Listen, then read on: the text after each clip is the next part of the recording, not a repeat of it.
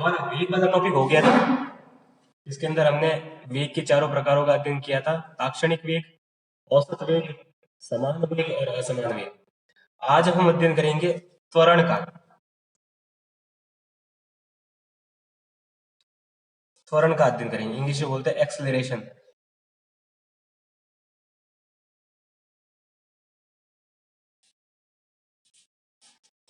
त्वरण, त्वरण किसे कहते हैं? देखिए, किसी वस्तु के वेग में परिवर्तन की दर। समय के साथ यदि किसी वस्तु के वेग में परिवर्तन होता है तो वेग में परिवर्तन की दर क्या कहलाती है? त्वरण कहलाती है। किसी वस्तु के वेग में परिवर्तन की दर त्वरण कहलाती है। इसका सूत्र क्या होगा? त्वरण बराबर होगा वेग में परिवर्तन बटा समय। त्वरण किसके बराबर होता है? वेग में परिवर्तन बटा समय के। इसको आप इस तरह से भी लिख सकते हो कि त्वरण इसके बराबर होगा vf minus vi upon T. vf minus vi upon T के बराबर। यहाँ पर vf क्या है? vf वस्तु का प्रारंभिक वेग है और vi क्या है? vi वस्तु का अंतिम वेग है। वस्तु का प्रारंभिक वेग अर्थात मतलब जिस बिंदु तक आप वस्तु को माप रहे हो, जैसे मान लिया वस्तु है ए बिंदु से बी बिंदु तक की तरफ गमन कर रही है, तो इसका ए बिंदु पर जो वेग होगा वो तो क्या कहलाएगा? वी कहलाएगा। और जो इसका बी बिंदु पर वेग होगा वो क्या कहलाएगा? इसका सॉरी, ए बिंदु पर जो वेग होगा उसका वो क्या कहलाएगा? वी कहलाएगा। और बी बिंदु पर जो वेग होगा वो क्या कहलाएगा? इसका वी कहलाएगा। हाँ, तो vf क्या है? वस्तु का प्रारंभिक वेग है। प्रारंभ कहां से कर रही है? ए बिंदु से प्रारंभ कर रही है ना, तो ये ए बिंदु पर जो वस्तु का वेग होगा वो इसका प्रारंभिक वेग vf कहलाएगा। और अगर इसका वेग बी बिंदु के ऊपर निकालते हैं तो वो vi से प्रदर्शित किया जाता है। वस्तु का अंतिम वेग vi से प्रदर्शित किया जाता है। और t क्या है? t तो समय है। t किसे बताता है? समय को प्रदर्शित करता है। चलो, अब देखो त्वरण क्या है। देखिए, त्वरण किसके ऊपर निर्भर करती है? त्वरण निर्भर करती है वेग में परिवर्तन पर। अगर वेग में परिवर्तन होगा तो त्वरण होगा, वेग में परिवर्तन नहीं है तो त्वरण नहीं है। ठीक है, तो त्वरण निर्भर कर रही है वेग में परिवर्तन पर। वेग क्या है? वेग एक सदिश राशि है। वेग क्या है? वेग एक सदिश राशि है। तो वेग सदिश राशि होने के कारण त्वरण भी क्या होता है? सदिश राशि होता है। तो त्वरण क्या है? त्वरण एक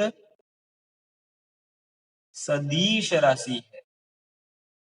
और सदिश राशि है तो इसकी कोई दिशा भी तो होगी। सदिश राशि है तो इसकी दिशा भी होगी। तो त्वरण की जो दिशा होती है वो वेग की दिशा में होती है। इसकी दिशा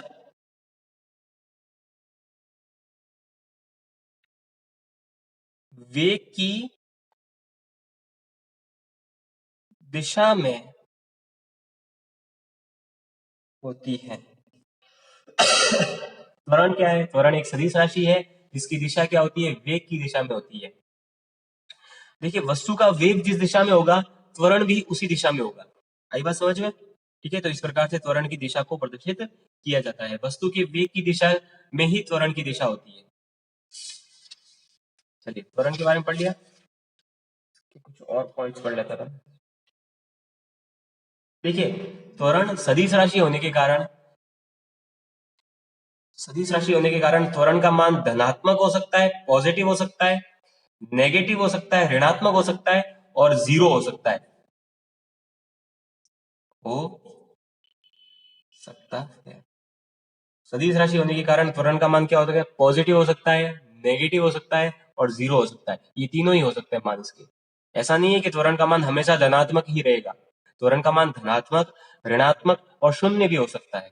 ठीक है, अगला पॉइंट इसका क्या है कि यदि त्वरण वेग की दिशा में हो तो इसे त्वरण कहेंगे, और यदि त्वरण वेग की विपरीत दिशा में हो तो इसे मंदन कहते हैं। देखिए यहां पर अपन अंतर देखेंगे त्वरण और मंदन के मध्य। त्वरण और मंदन दोनों में क्या अंतर है? त्वरण हमेशा वेग की दिशा में होता है, जैसे वेग जिस दिशा में है, मान लिया वेग इस दिशा में है तो त्वरण भी इसी दिशा में होता है। त्वरण हमेशा क्या होता है? वेग की दिशा में होता है। और अगर अपन बात करें मंदन की, तो मंदन क्या होता है? मंदन वेग की विपरीत दिशा में होता है। वेग वेग की विपरीत दिशा में होगा मंदन। मतलब मंदन अगर वेग की विपरीत दिशा में होगा, कहने का मतलब क्या हो गया कि धीरे धीरे वस्तु का वेग क्या होगा? कम होने लग जाएगा, क्योंकि वस्तु है, वस्तु पर वेग इस दिशा में लग रहा है और मंदन उसकी विपरीत दिशा में लग रहा है, तो धीरे धीरे वस्तु का वेग कम होने लगेगा। ठीक है, तो त्वरण हमेशा क्या होता है? वेग की दिशा में होता है, और मंदन क्या होता है? वेग की विपरीत दिशा में होता है। त्वरण वेग की दिशा में होता है,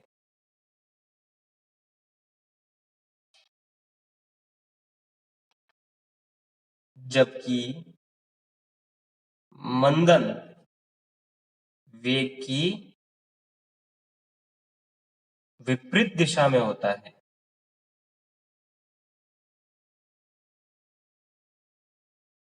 त्वरण वेग की दिशा में होगा और मंदन क्या होगा? वेग की विपरीत दिशा में होगा। ठीक है, अच्छा, एक और आपने पढ़ा होगा गुरुत्वीय त्वरण के बारे में। गुरुत्वीय त्वरण क्या होता है?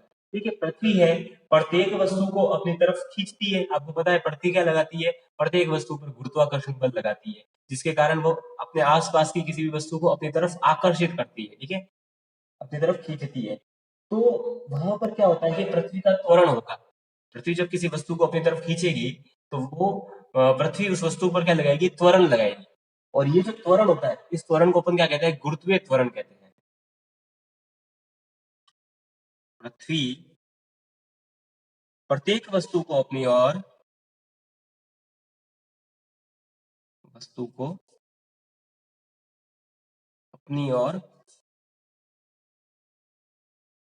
आकर्षित करेगी,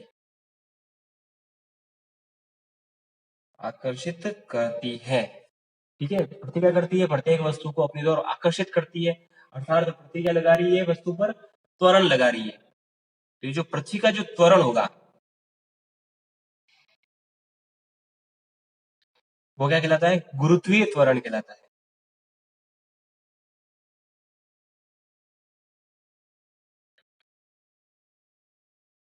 पृथ्वी का त्वरण गुरुत्वीय त्वरण कहलाता है। ठीक है, जिसे आप स्मॉल जी से प्रदर्शित करते हो। गुरुत्वीय त्वरण को किससे बताते हैं हम? स्मॉल जी से बताते हैं, जिसका मान क्या होता है? 9.8 मीटर पर सेकेंड स्क्वायर। गुरुत्वीय त्वरण का मान क्या है? 9.8 मीटर पर सेकेंड स्क्वायर। ठीक है, लगभग 10 के बराबर भी आप मान सकते हो इसको। 10 मीटर पर सेकेंड स्क्वायर भी लिखा जा सकता है। ठीक है,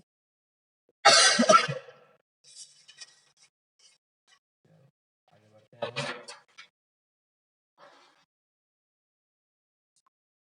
अब देखिए, अब अपन बात करते हैं त्वरण के मात्रक का। मात्रक क्या होता है त्वरण का? मात्रक की बात करेंगे, एमकेएस पद्धति में त्वरण का मात्रक क्या होगा? हम जानते हैं, हम पढ़ चुके हैं इस चीज के बारे में। क्या होता है? मीटर बट्टा सेकंड स्क्वायर। एमकेएस पद्धति के अंदर त्वरण का मात्रक क्या होता है? मीटर बट्टा सेकंड स्क्वायर। इसको आप चिन्ह के रूप में भी लिख सकते हो, एम अपॉन एस स्क्वायर। विमा की बात करते हैं तो विमा क्या होती है इसकी? विमा होती है एम एल टी के रूप में लिखेंगे तो एम क्या है? द्रव्यमान। द्रव्यमान यहाँ पर उपस्थित नहीं है तो एम की घात हो जाएगी 0। एल क्या है? लंबाई। लंबाई क्या है? यहाँ पर मीटर है, मीटर की घात कितनी है? 1, तो लंबाई की घात कितनी हो जाएगी? 1 हो जाएगी। टी क्या है? यहाँ पर टी समय है, तो समय यहाँ पर देखिए समय की घात कितनी है? 2, लेकिन समय ये ऊपर जाएगा तो क्या हो जाएगा? माइनस का 2 हो जाएगा, तो यहाँ पर टी की घात क्या हो जाएगी? माइनस की 2 हो जाएगी। तो इस प्रकार से इसकी बीमा आ जाएगी। ठीक है, अच्छा, एक और पॉइंट है, इंपॉर्टेंट पॉइंट है, यहाँ पे ध्यान रखना है कि जब किसी वस्तु को ऊंचाई से नीचे की तरफ गिराया जाता है तो वेग में वृद्धि होती है, जिसे गुरुत्वीय त्वरण गति कहते हैं। जब देखिए किसी वस्तु को आप ऊंचाई से नीचे की तरफ गिराओगे तो वेग में क्या होगी, उसकी वृद्धि हो जाएगी। जब किसी वस्तु को ऊंचाई से गिराया जाता है तो वस्तु के वेग में वृद्धि होती है, जिसे गुरुत्वीय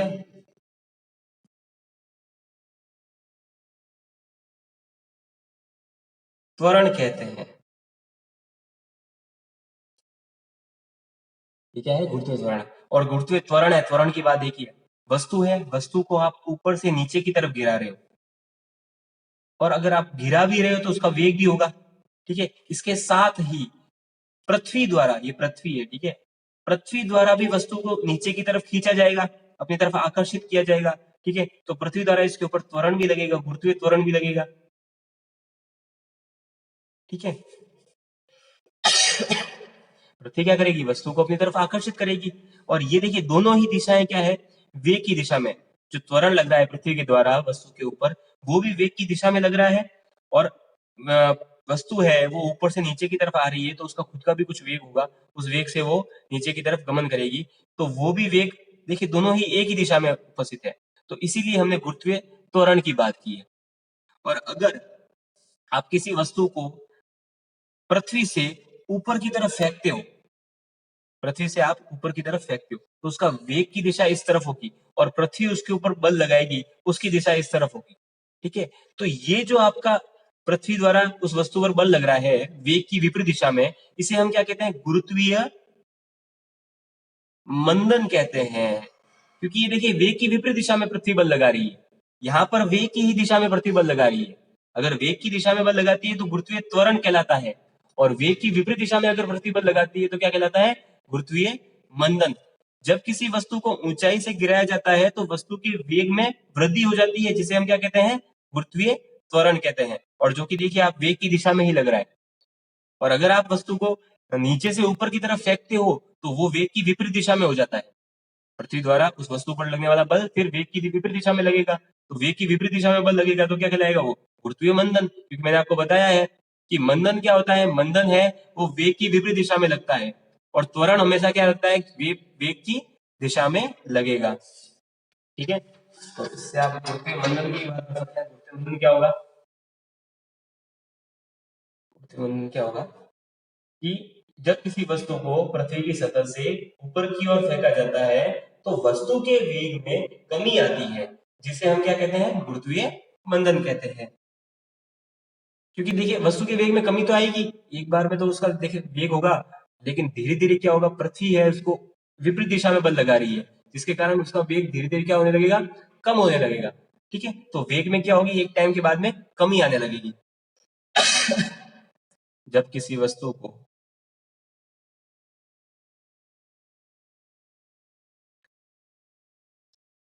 ऊपर की ओर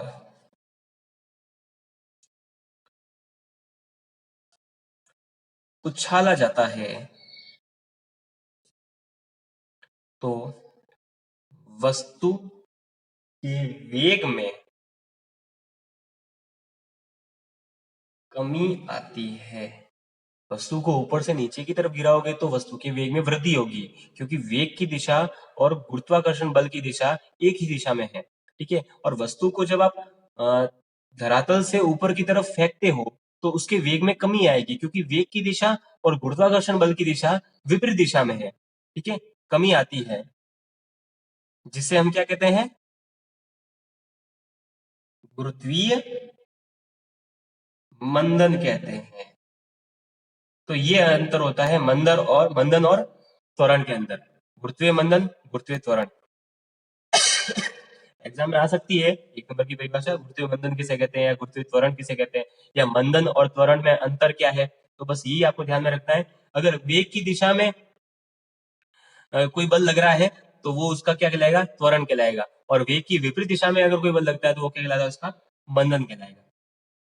धीरे धीरे वस्तु के वेग को कम कर देगा। मंदन क्या करेगा, धीरे धीरे वस्तु के वेग को कम कर देता है। तो अगर आप नीचे से धरातल से ऊपर की तरफ किसी वस्तु को उछालते हो ना, तो कुछ समय बाद में उसका वेग कम हो जाता है और वस्तु नीचे की तरफ आ जाती है।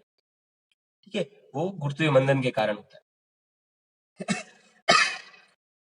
चलो अब अपन बात करते हैं त्वरण के, कुछ एग्जांपल्स करेंगे आज।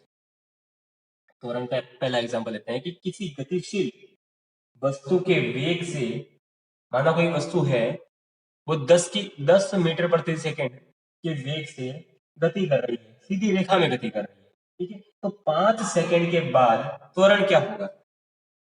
यदि कोई वस्तु 10 मीटर प्रति सेकंड के वेग से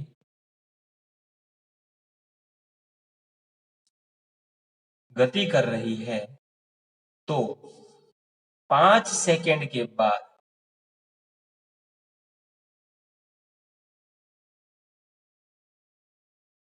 वस्तु का त्वरण ज्ञात करो। आपको दिया गया है कि कोई वस्तु है वो 10 मीटर प्रति सेकंड के वेग से सीधी रेखा में गति कर रही है। जो गति है ये कौन सी रेखा में है? सीधी रेखा में गति कर रही है। ठीक है, तो आपको कह रहा है कि 5 सेकंड के बाद में वस्तु का त्वरण क्या होगा, त्वरण ज्ञात कीजिए। आप देख सकते हैं यहाँ पर, देखिए वेग में किसी भी तरह का कोई परिवर्तन नहीं दे रखा है कि उसने क्वेश्चन में दे रखा है कि वस्तु क्या है, 10 मीटर प्रति सेकंड के वेग से गति कर रही है। वेग में किसी भी तरह का कोई परिवर्तन नहीं है। समय हमें दे रखा है लेकिन वेग में कोई परिवर्तन नहीं है। और सीधी रेखा में अगर वस्तु गति कर रही है तो उसकी दिशा में भी कोई परिवर्तन नहीं होगा। देखिए जब भी आप त्वरण ज्ञात करते हैं तो आपको वस्तु के वेग के साथ साथ आपको वस्तु के दिशा की भी बात करनी होगी। ठीक है, दिशा को भी समझना होगा। वेग के साथ ही आपको दिशा को भी समझना होगा। ठीक है, अगर वस्तु के वेग में परिवर्तन नहीं हो रहा है लेकिन वस्तु के दिशा में परिवर्तन हो रहा है, ठीक है, तो त्वरण आएगा। या तो वस्तु के वेग में परिवर्तन होगा या फिर वस्तु की दिशा में परिवर्तन होगा। ठीक है, अगर वस्तु के वेग में परिवर्तन हो रहा है और दिशा में परिवर्तन नहीं हो रहा है तो भी त्वरण आएगा। वस्तु के दिशा में परिवर्तन हो रहा है लेकिन वेग में परिवर्तन नहीं हो रहा तो भी त्वरण आएगा। ठीक है, तो यहाँ पर देखिए, यहाँ पर क्या है, वस्तु के वेग में कोई परिवर्तन नहीं हो रहा, वस्तु 10 मीटर प्रति सेकंड के वेग से ही गति कर रही है। ठीक है, और दिशा में देखिए, दिशा में भी कोई परिवर्तन नहीं हो रहा, एक सीधी रेखा में गमन कर रही है। सीधी रेखा में गमन करेगी तो दिशा भी एक निश्चित रहेगी, दिशा में भी कोई परिवर्तन नहीं हो रहा है। ठीक है, तो यहाँ पर त्वरण क्या होगा? त्वरण बराबर वेग में परिवर्तन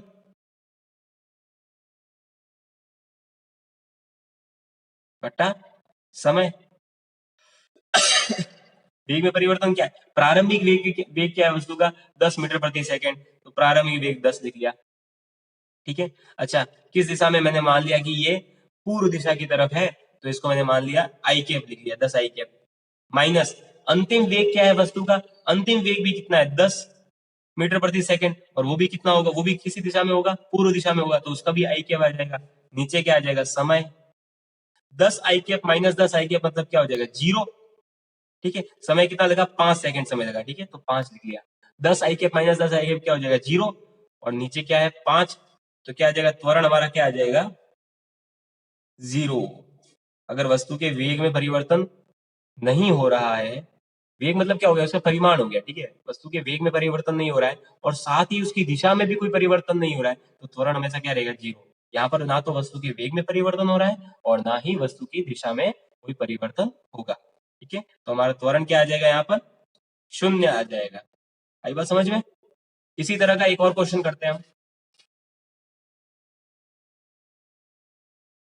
एक और क्वेश्चन है, देखिए एक गतिशील वस्तु है, एक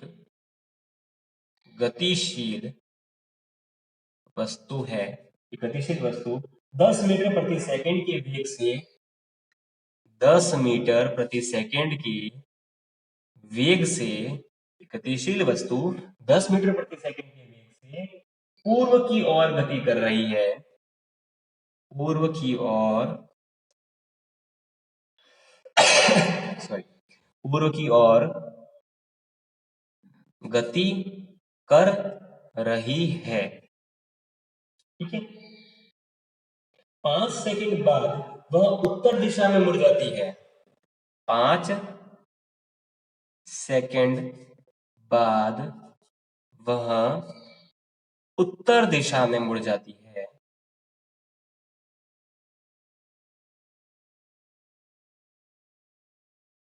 पांच सेकंड बाद में वह उत्तर दिशा की तरफ मुड़ जाएगी। ठीक है, अच्छा, मुड़ जाती है तथा 10 मीटर प्रति सेकंड के वेग से गति करती है। अपना माइक ऑफ कर दो प्लीज, सभी अपना माइक ऑफ कर देना। देखिए, 5 सेकंड के बाद में वह उत्तर दिशा की तरफ मुड़ जाती है और 10 मीटर प्रति सेकंड के वेग से उत्तर दिशा की तरफ गति करने लगती है। तो वस्तु का त्वरण ज्ञात करो। देखिए, एक गतिशील वस्तु 10 मीटर प्रति सेकंड के वेग से पूर्व की ओर गति करती है। तो सबसे पहले हम डायग्राम बना देते हैं, जो कि मैं आपको बता चुका हूं पहले भी डायग्राम ये। ठीक है, ये होती है हमारी पूर्व दिशा, ये होती है उत्तर, ऊपर की तरफ हिमालय उत्तर दिशा में। ये पश्चिम दिशा जिसके अंदर राजस्थान है, थार का मरुस्थल, और ये दक्षिण दिशा इसमें क्या है, कन्याकुमारी। ठीक है, अब अपन देखिए यहाँ पर क्वेश्चन क्या कह रहा है। एक गतिशील वस्तु 10 मीटर प्रति सेकंड के वेग से पूर्व की ओर गति करती है। तो देखिए, ये इसका ओरिजिन है। ठीक है, यहां से वो वस्तु गति करना स्टार्ट करेगी। सबसे पहले कहा जाएगी, पूर्व दिशा की तरफ जा रही है। किस वेग से जा रही है? 10 मीटर प्रति सेकंड के वेग से पूर्व दिशा की तरफ गति कर रही है। 5 सेकंड के बाद में, ये देखिए इसका टाइम क्या लगाया इसने, 5 सेकंड लगाया। 5 सेकंड के बाद वस्तु उत्तर दिशा की तरफ मुड़ जाती है। ये देखिए, ये इसकी उत्तर दिशा है। तो 5 सेकंड के बाद में वस्तु क्या कर रही है, उत्तर दिशा की तरफ मुड़ रही है। पहले इसको लगा कि मेरा घर तो पूर्व दिशा में है, फिर एकदम से याद आया, अरे मेरा घर तो उत्तर दिशा की तरफ था। 5 सेकंड के बाद में वस्तु उत्तर दिशा की तरफ मुड़ जाती है। देखो बेटा, क्वालिटी में कोई परिवर्तन तो नहीं आ रहा, ऐसा तो नहीं है कि ब्लर आ रहा है या फिर साफ दिखाई नहीं दे रहा है, ऐसा तो कुछ नहीं है ना। ऐसा हो तो बता देना। ठीक है, 5 सेकंड के बाद वस्तु उत्तर दिशा की तरफ मुड़ जाती है। ठीक है, और अच्छा, उत्तर दिशा की तरफ मुड़ गई है और कितने वेग से गति कर रही है, 10 मीटर प्रति सेकंड के वेग से गति करती है। तो यहां पर भी किस वेग से गति कर रही है, 10 मीटर प्रति सेकंड के वेग से गति करती है। तो वस्तु का त्वरण ज्ञात करो। तो हमें ज्ञात क्या करना है, वस्तु का त्वरण ज्ञात करना है। त्वरण बराबर क्या होता है, हम जानते हैं त्वरण बराबर क्या होगा, वेग में परिवर्तन बटा समय में परिवर्तन बटा समय। वेग में परिवर्तन बटा समय। वस्तु का प्रारंभिक वेग क्या था, 10 मीटर प्रति सेकंड। तो प्रारंभिक वेग इसका क्या होगा, 10 मीटर प्रति सेकंड। ठीक है, अच्छा, यहाँ पर दिशा की भी तो बात कर रहे हैं। यहाँ पर वेग के मान में कोई परिवर्तन नहीं है, लेकिन वस्तु की दिशा के मान में परिवर्तन है। पहले पूर्व दिशा की तरफ गमन कर रही थी, उसके बाद में उत्तर दिशा की तरफ मुड़ गई। वेग में कोई परिवर्तन नहीं, लेकिन वस्तु की दिशा के मान में परिवर्तन है। तो दिशा में परिवर्तन है तो त्वरण आएगा। अगर दोनों ही चीजों में कोई परिवर्तन नहीं आ रहा, ना तो वेग में परिवर्तन आ रहा है, ना ही वस्तु की दिशा में कोई परिवर्तन आ रहा है, तो त्वरण क्या हो जाएगा, 0 हो जाएगा। और वेग में या तो वेग में परिवर्तन आएगा या फिर दिशा में परिवर्तन आएगा, तो त्वरण का मान कुछ ना कुछ आएगा। तो यहाँ पर देखिए, 10 मीटर प्रति सेकंड के वेग से यहाँ पर गति कर रही है, यहाँ पर भी 10 मीटर प्रति सेकंड के वेग से गति कर रही है, लेकिन दिशा यहाँ पर क्या हो रही है, परिवर्तित हो रही है। यहाँ पर इसी को हम क्या कहते थे, आई कैप से प्रदर्शित करते थे। उत्तर दिशा को किससे बताते थे, जे कैप से बताते थे। यहाँ दक्षिण है तो माइनस का जे कैप हो जाएगा, और ये पश्चिम है तो माइनस का आई कैप आ जाएगा। ठीक है, तो यहाँ पर 10 मीटर प्रति सेकंड पूर्व दिशा की तरफ, मतलब आई कैप, 10 मीटर आई कैप। ठीक है, 10 मीटर प्रति सेकंड आई कैप। वेग में परिवर्तन, प्रारंभिक वेग माइनस अंतिम वेग। माइनस का अंतिम वेग क्या है, 10 मीटर प्रति सेकंड, और किस दिशा में है, जे कैप दिशा की तरफ है, तो इसको जे कैप में लिख लिया बट्टा समय। समय हमारा कितना दे रखा है, 5 सेकंड समय दे रखा है, तो बट्टे में क्या कर देंगे हम, 5 लिख लेंगे। समय क्या हो जाएगा हमारा, 5 सेकंड। ठीक है, इसको चाहो तो आप इस तरह से सॉल्व कर सकते हो, मैं ऐसे कर लेता हूँ। देखिए, 10 आई कैप माइनस 10 जे कैप। अब देखिए, ये दोनों अलग अलग राशियां है, तो इनको आप कैलकुलेट नहीं कर सकते, जोड़ बाकी इनकी नहीं कर सकते, क्योंकि यहाँ पर एक तो आई कैप में दे रखा है और एक जे कैप में दे रखा है, तो इसको कैलकुलेट आप नहीं कर पाओगे। ठीक है, तो आपको क्या करना पड़ेगा, सबसे पहले जो वेग में परिवर्तन है इसका आपको परिमाण निकालना होगा। ये वेग में परिवर्तन है, इसका आप क्या करेंगे, सबसे पहले परिमाण निकालेंगे। अभी ये दिशा के रूप में दे रखा है, इसका परिमाण दोगे निकालोगे तो वो अदिश राशि हो जाएगी। ठीक है, हमारा वेग में परिवर्तन कितना आया था, वेग में परिवर्तन बराबर था 10 आई कैप माइनस 10 जे कैप।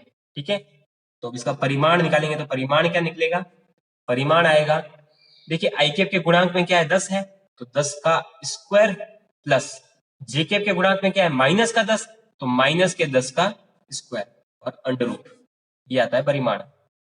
ठीक है, अगर वस्तु सदिश के रूप में दे रखी है तो आप उसका परिमाण निकाल सकते हो, वस्तु अगर सदिश के रूप में नहीं दे रखी तो उसका परिमाण आप नहीं निकाल सकते। ठीक है ना, ऐसा नहीं है कि अगर आई कैप जे कैप नहीं दे रखा और फिर भी आप परिमाण निकालने बैठ गए, नहीं, वस्तु सदिश के रूप में दे रखी है, आई कैप जे कैप क्या है, एकांक सदिश को प्रदर्शित कर रहा है। ठीक है, वस्तु के एकांक सदिश को प्रदर्शित करता है, तो ये वस्तु आपको सदिश के रूप में दे रखी है, तो आप इसका परिमाण निकाल सकते हो। 10 का स्क्वायर कितना हो जाएगा, 100 हो जाएगा सर, प्लस माइनस का स्क्वायर करेंगे तो क्या आ जाएगा, प्लस आ जाएगा, तो प्लस लिखने की जरूरत नहीं है। 10 का स्क्वायर क्या करेंगे, 100 आ जाएगा अंडर रूट के अंदर, 10 और 100 और 100 कितने हो जाएंगे, 200, 200 अंडर रूट, या फिर इसको ऐसे भी लिख सकते हो 2 गुणा 100 अंडर रूट। ठीक है, अच्छा अब यहाँ पर 10 का 100 का आप वर्गमूल निकालोगे तो क्या आएगा, 10 आ जाएगा। ठीक है, तो 10 आ गया बाहर आपके, अंदर दो, दो का वर्गमूल आएगा तो पॉइंटों में आ जाएगा, तो इसको लिखने की जरूरत नहीं है, तो अंडर रूट 2 लिख लिया, तो ये आ गया आपकी वस्तु का परिमाण आ गया। ठीक है, अब वापस त्वरण वाले फॉर्मूले की बात करते हैं। त्वरण वाला फॉर्मूला क्या था, वेग में परिवर्तन बट्टा समय। वेग में परिवर्तन हमारा ये था, जिसको आपने सॉल्व करके परिमाण के रूप में परिवर्तित कर दिया, परिमाण के रूप में परिवर्तित किया, कितना आया 10 अंडर रूट 2 बट्टा समय हमारा कितना था, 5 सेकंड समय था, 5 का दे देंगे इसके अंदर भाग, कितनी बार जाएगा, 2 बार, क्या आ जाएगा हमारे पास में त्वरण, त्वरण बराबर आ जाएगा 2 अंडर रूट 2, ये हमारा आंसर। इस प्रकार से वस्तु का त्वरण ज्ञात किया जाता है। इसका मात्रक क्या होगा, metre upon second square, metre प्रति सेकेंड स्क्वायर। ठीक है, तो आज की क्लास में हम इतना ही पढ़ेंगे, कल इससे आगे अध्ययन करेंगे। ठीक है, चलिए।